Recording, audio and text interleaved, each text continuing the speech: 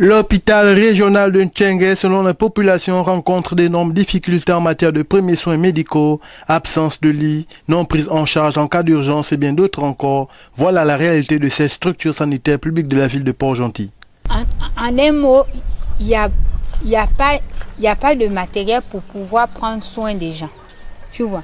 Donc, ce qui veut dire que quand un patient arrive en cas d'urgence, les premiers soins, il n'y a pas. Il n'y a pas les médicaments, il n'y a pas de fois les lits pour hospitaliser les gens. Il y a beaucoup de patients qui sont démunis, des familles, des personnes qui sont délaissées, abandonnées. Allez-y vérifier en médecine, en Ntchengue. Allez-y vérifier au service d'urgence. Ce sont les personnes-là qui ont besoin d'aide. Regardez du côté des grands endémies, du côté du CTIA. Il y a des personnes qui n'ont pas de moyens pour pouvoir aller se dépister, pour pouvoir payer par exemple les médicaments, par exemple pour certains cas des infections comme les séropositifs, comme la tuberculose.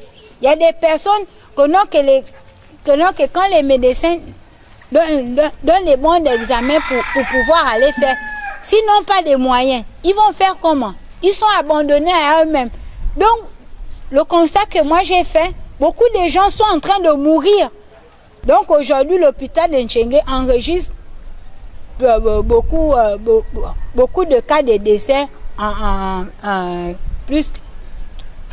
plus que les autres cliniques.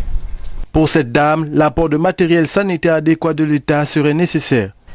Nous, on a besoin d'aide de l'État parce que quand les parents emmènent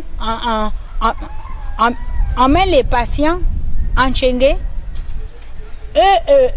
quand ils trouvent que le corps médical, les médecins, bien les infirmiers, n'ont pas le matériel pour pouvoir soigner les patients, pour eux, ils se disent que c'est le personnel de Ntchengue qui ne veut pas prendre soin des gens.